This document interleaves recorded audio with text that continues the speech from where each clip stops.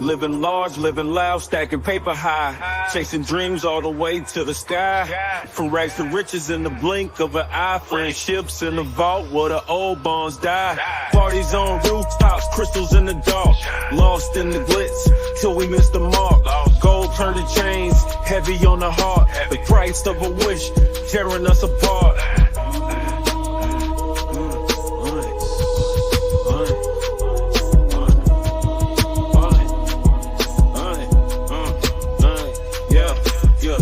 Crew, we just hit the jackpot, stacks money taller, now we on the top of the map. But grease slid in like a police trap. Trucks broke down, can't avoid that cap. Friends turn foes, plot a twist, no script. Lies and blood, bills ain't clean, they drip. Versace steering wheel, now we in for a trip. We used to be friends, but our bond just ripped. Gone. We hit, we hit, we hit, we hit, we hit, we hit, we hit, we hit, we hit, we hit, we hit.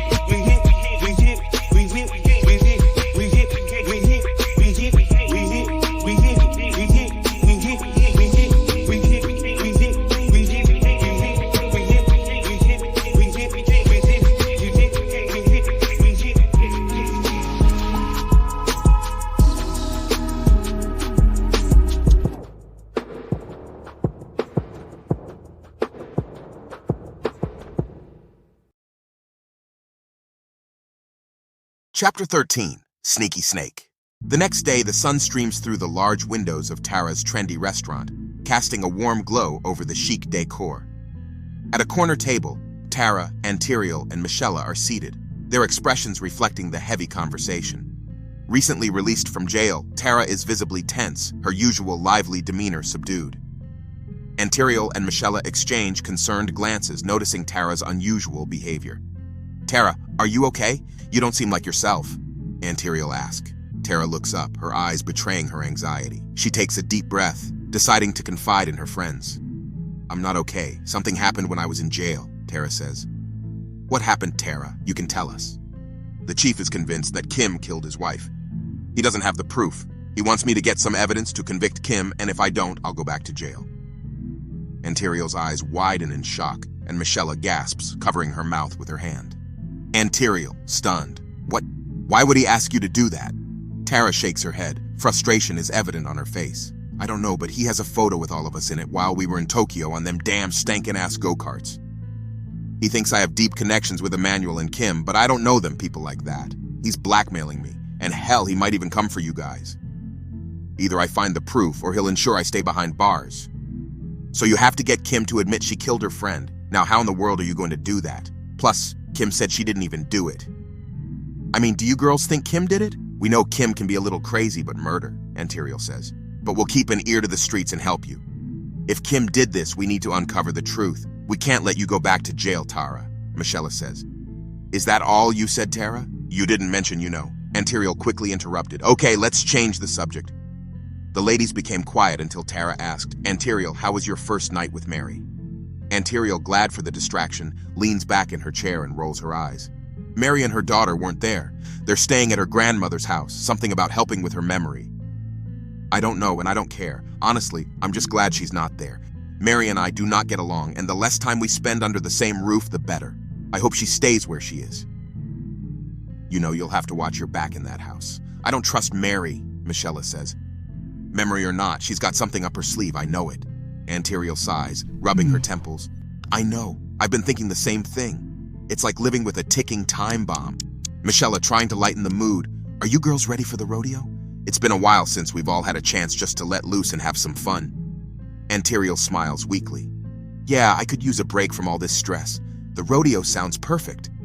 Tara nods, a flicker of excitement in her eyes. "Absolutely. Let's dress up, enjoy ourselves, and forget about all this drama for a while."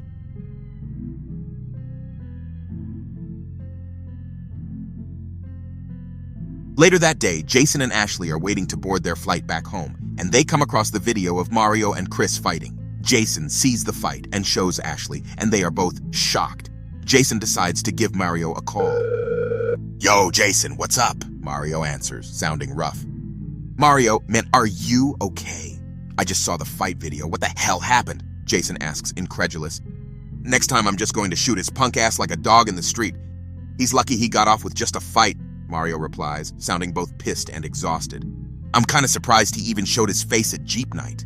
What exactly went down? Jason presses. Mario sighs. Man, shit got crazy, bro. We was chillin', and then I saw Chris across the street, staring at me like he was ready to get his ass mollywopped. The next thing I know, he's charging at me with that stupid-ass spike motorcycle helmet. So I pulled out my brass knuckles ready to fuck him up. We swinging at each other, dodging punches and shit. The whole crowd going ape shit. I got a good hit on his jaw, but he nailed me with that helmet, messed up my shirt and shit. It was a fucking mess. Jason can't help but laugh a little. Not the brass knuckles, come on, you didn't have to do him like that. Yeah, man, I had to. He was coming at me like a freight train. But you know what, I stood my ground, had to defend our legacy. Mario says, a hint of pride in his voice. Well, it's crazy that you guys fought, but I get it. Sometimes you gotta do what you gotta do. How was the Vegas trip, and who did you take with you? Mario asks, switching gears. Jason hesitates for a few moments. The trip was good, and I brought Ashley with me. Mario is shocked by Jason's mention. What? Who did you bring? Jason excuses himself. I'll be back, baby. Jason walks away from Ashley. Ashley? I brought Ashley, damn. I told you about that broad, but you don't listen. Here I am, fighting for our legacy, and you're over here giving it to a broad who's playing you. You might be right, Mario, because she almost threw my hand off the balcony.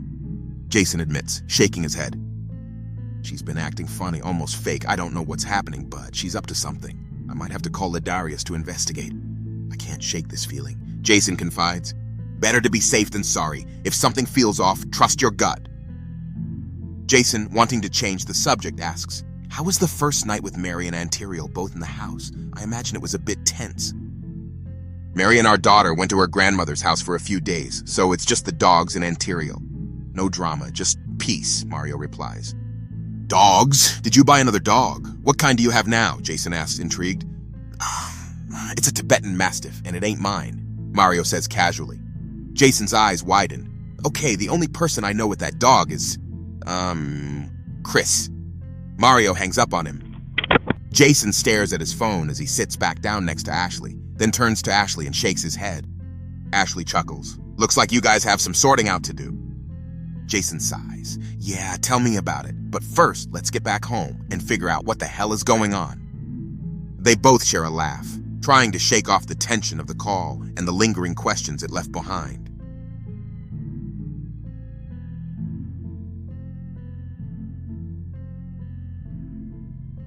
About an hour later, Emmanuel sat at his desk, reviewing campaign notes and organizing his schedule. The sleek, modern office was filled with the soft hum of computers and the occasional rustle of papers. Outside the window, the city buzzed with activity, but a heavy tension lingered inside. Emmanuel's brow furrowed as he picked up his phone and dialed Chris, his expression growing more severe with each ring. Chris answered curtly, What do you want, Emmanuel? Emmanuel sighed. Chris, I can't believe you and Mario fought like that. I thought you were better than that. Chris's voice was filled with anger. He killed my fucking dog. That was my best friend. Fuck him. Not only that he kicked me out of the group, I'm not kissing Mario ass like y'all stupid fuckers. He ain't shit to me. Emmanuel tried to remain calm, but firm. I mean, you did have his brother's hand chopped off, and then you stole his car. Defensive and furious, Chris retorted. Fuck that ugly-ass car and his fat-ass brother. He needed his hand chopped off. He wasn't doing shit with it, but eating. Why kill my damn dog? That's personal. And you know damn well he didn't have to go that far. Emmanuel leaned back in his chair, rubbing his temples to maintain his composure. Look, man, maybe you should come to the rodeo. It could be a chance for you and Mario to work this out. Chris responded sarcastically and angrily. Fuck you. Fuck Mario and fuck all you hoes. You have no idea what I've been through. While you're sitting in your fancy office playing Nixon and shit, I'm out here dealing with real shit. You think you understand, but you don't. Emmanuel's grip tightened on the phone, his knuckles turning white. The tension between them was palpable, the silence on the line heavy with unresolved anger. Man, fuck you, Chris. Show up if you want to. I don't give a fuck. I'm trying to keep this friend group alive, Emmanuel said, fed up. Chris hung up abruptly, leaving Emmanuel staring at his phone, a mix of anger and confusion on his face. He knew the rodeo could either be the last chance to mend the rift or the setting for an explosive confrontation. Emmanuel leaned back in his chair, exhaling slowly as he contemplated the upcoming events.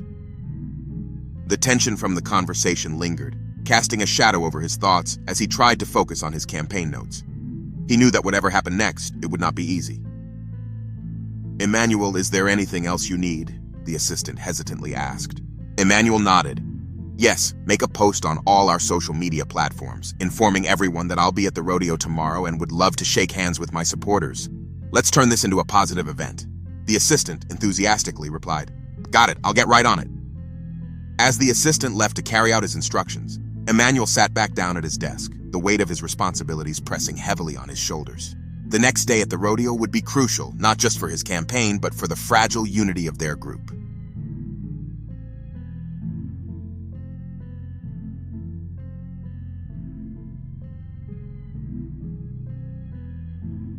The sun is beginning to set, casting long shadows across the street. Ladarius is parked in a nondescript vehicle. His eyes are focused on the small screen in front of him, which displays a live feed from the special glasses he gave to Kesey. He adjusts his earpiece and takes a deep breath, preparing for the next phase of their plan. "All right, Kesey, you've got to wear the glasses the whole time so I can see what you see. And keep your earpiece in. This isn't a spy movie, it's real life." Kesey, sitting in her car a short distance away, adjusts the glasses on her face and sighs dramatically, rolling her eyes. Yeah, I got it. Glasses on, earpiece in. Be the secret agent, got it. I mean it, Kesey, this is important. We can't afford any mistakes. And try not to look like you're about to rob the place. Kesey, sarcastic. "Oh, don't worry, I'll be the picture of subtlety. Miss Universe-level subtlety. Just don't trip over your own feet, all right? We don't need you making a scene." "All right, you're good to go. Just stay calm and act natural. Remember, we're just scouting for now. No need to play James Bond." "Got it. James Bond out." Kesey walks towards Kim's beauty bar, her movements confident but with a bit of swagger. Ladarius watches her every step from his vehicle, ready to guide her through any obstacles they might encounter. As she steps inside, Ladarius leans forward in his seat, eyes glued to the screen, a smirk on his face. The place is stylishly decorated, with soft music playing in the background. She pretends to browse some products near the entrance, keeping an eye out for Kim. Ladarius's voice crackles in her ear. "Okay, look up, but not too obviously. See the smoke detector above the door?" Kesey tilts her head slightly, pretending to admire a chandelier, and spots the smoke detector. Kesey, muttering, "Yep, got it. Smoke detector above the door. Check." Now, the alarm system. "It should be near the door. Don't make it obvious." Kesey casually moves closer to the door, pretending to examine a display of beauty products. She spots the alarm system panel and squints to get a better look. Suddenly, she hears footsteps approaching. Kim rounds the corner, catching Kesey off guard. "Kesey, what a pleasant surprise. It's so good to see you." Kesey quickly straightens up, plastering a friendly smile on her face. "Hey, Kim. It's great to see you too. I was admiring your setup here. It's so beautiful." Kim walks over and gives Kesey a friendly hug. "Thanks, I'm glad you like it. Actually, could you give me a tour of the place? I've heard so much about it, and I'd love to see the whole setup." Kim's eyes brighten at the request. "Of course! I'd love to show you around." Kim leads Kesey deeper into the store, pointing out various features and explaining their significance. Ladarius watches the live feed from his car, a smirk forming. "Nice move, Kesey. Now, keep an eye out for anything unusual." Kesey nods slightly, continuing her conversation with Kim while subtly taking in her surroundings. She glances at the security features as they walk, making mental notes of their locations. "This is our main showroom. Back here, we have our treatment rooms. We wanted to create a space where people can feel pampered and relaxed." "You've done an amazing job, Kim. This place is fantastic." "Okay, Kesey. While you're getting the tour, keep an eye out for any potential entry or exit spots I might be able to use." Kesey nods slightly, continuing to chat with Kim while subtly scanning the room for possible points of entry. She doesn't see any obvious ones and starts to get a bit anxious. "You have to try this, Kesey. It's our new massage booth. It's amazing." The relaxing vibrations immediately take over, and Kesey can't help but let out a content sigh. Kim then takes Kesey's purse and glasses, setting them by her feet. "Just relax. I'll be right back." Ladarius, watching the live feed, suddenly finds his view obstructed by Kesey's feet. Kesey, all I can see are your feet. What's going on?" Kesey thoroughly enjoyed the massage and realized she needed to redirect the glasses. She wiggles her feet and kicks them slightly to the side. Unfortunately, the glasses land facing Kim's backside as she walks away, giving Ladarius an unexpected view. Oh, great! Now I'm staring at Kim's ass. Nice job, Kesey. Kesey tries not to laugh out loud, her body shaking with suppressed giggles. Kesey, I need you to put the glasses back on so I can see. We need to find that entry point. Kim walks over and picks up Kesey's glasses as he says this. She examines them, frowning slightly. Girl, I think some solution got on these glasses. Let me clean them for you.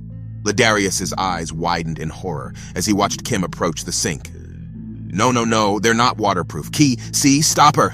But it's too late. Kim has already started washing the glasses under the running water. The feed goes black. Kesey winces, realizing the mistake. Oh, crap, Ladarius, they're done for. All right, just try and tell me what you see. I'll figure something out from here. Kim returns, returning the now clean but non-functional glasses to Kesey and her purse. Here you go, all clean. Now let's get you out of that massage chair. I want to show you the roof. It's one of the best features of this place. As Kesey and Kim head towards the stairs leading to the roof, Ladarius listens intently through the earpiece. Bingo, the roof, that's my way in. Kesey follows Kim up the stairs, trying to memorize the layout and any potential entry points as they ascend. Kesey and Kim step out onto the rooftop, a gentle breeze ruffling their hair. The view of the city is stunning, and the rooftop is beautifully set up for private events. Kesey quickly notices that there is no lock on the rooftop door. This place is amazing, Kim. I love what you've done with it. And where is the lock on this door to keep people from sneaking up here? Thanks. I used to have a lock on this door, but I locked myself up here a few times, so I decided to keep it lock-free. Much less hassle that way. Ladarius begins formulating a plan based on the unlocked roof door and the potential ladder access. Perfect. This is going to work. Kesey stands up, stretching slightly, and takes her belongings. She gives a thumbs up to Ladarius, even though she knows he can't see it anymore.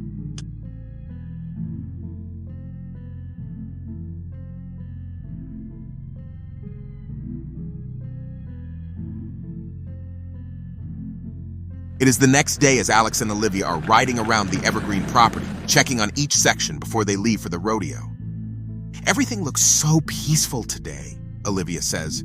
Yeah, it does, Alex says, hard to believe all the chaos that's been going on lately. As they drive past the cemetery section of Evergreen Estates, Olivia spots a figure standing by a grave. She squints to get a better look. Alex, isn't that the chief? Yeah, that's him. Looks like he's visiting his wife's grave. They watch silently for a moment, the weight of the chief's loss and the turmoil surrounding the recent events hanging heavy in the air. Olivia sighing. Poor guy, he's been through so much. Yeah, it's tough. Let's not disturb him. We should get going. If he ever finds out who did that to his wife, they are going to have hell to pay, Olivia says. As they pull up to the main building, the mood lightens. The excitement for the rodeo begins to build up. Alex parks the golf cart and they head inside to get ready. Alex pours himself a shot of whiskey. To the rodeo! Let's get this party started! Olivia walks in, catching him just as he takes the shot. Alex, you know you're a lightweight. You need to keep the drinks light today because I don't feel like carrying your ass around. It was just one shot and I do not plan on drinking like that today, Alex says. About an hour goes by and they get a notification that their driver is there, ready to escort them. Walking towards their driver's car, they notice another vehicle pulling up. It's the chief, and he looks slightly disheveled, a stark contrast to his usual composed demeanor. Chief, you cannot be pulling up on people like that. You do remember what city this is, right? Olivia says. I see you guys are about to head to what looks like the rodeo. That should be fun. My wife loved the rodeo. I just wanted to thank you all so much for the excellent service you provided. Thank you, Chief. Great service is our goal, Alex says. Now, if there isn't anything else we can help you with, we must get going, Chief, Alex says. Well, there is one more thing you could help me with. How well do you know Emmanuel and Kim? Alex and Olivia look at each other with confusion. Chief, that's client privilege. We are not allowed to divulge any client information. Okay, that's understandable. But here's my card if you hear anything else about my wife's case. He gives his card to Alex and drives off. They get into their car. What do you think that was about? Olivia says. Something doesn't feel right with him. His energy is off. The driver pulls away, heading towards the excitement and festivities of the rodeo.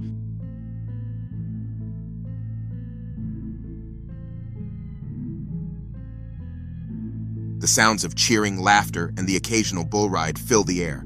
The whole crew arrives, each group member in high spirits, ready to enjoy the day. They haven't all been together like this in a while, and the reunion is palpable.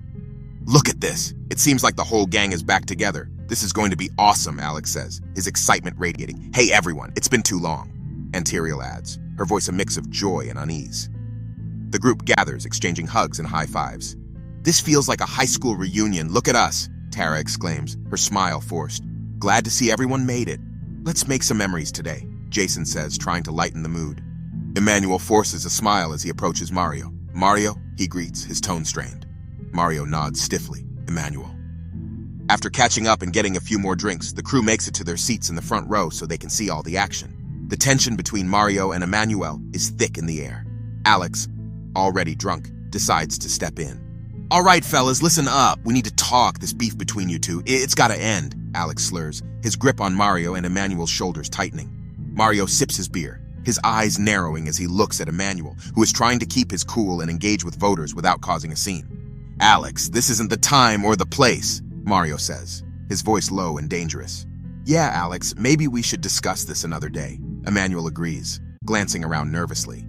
Alex, undeterred, insists, "Okay, guys, promise y'all we'll talk later. We all are rich now, so I have beef." His movements are exaggerated, and he's shouting along with the music, much to the amusement of the others.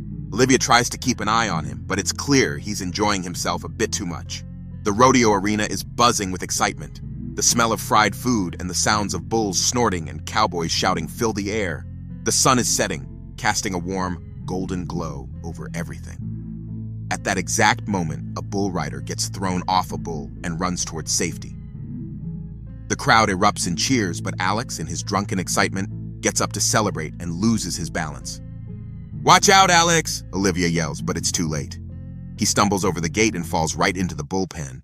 The entire group freezes, their breath catching as they watch Alex tumble into the arena. Still agitated and wild-eyed, the bull notices Alex, who manages to get to his feet to see the bull staring at him from across the pen. "Oh, shit!"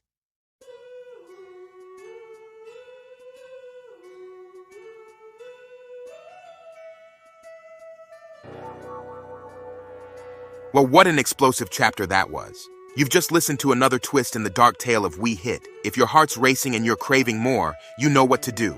Smash that like button and hit subscribe. Things are about to get even bloodier, more deceitful, and thrilling. So stay with us and brace yourselves for the next chapter.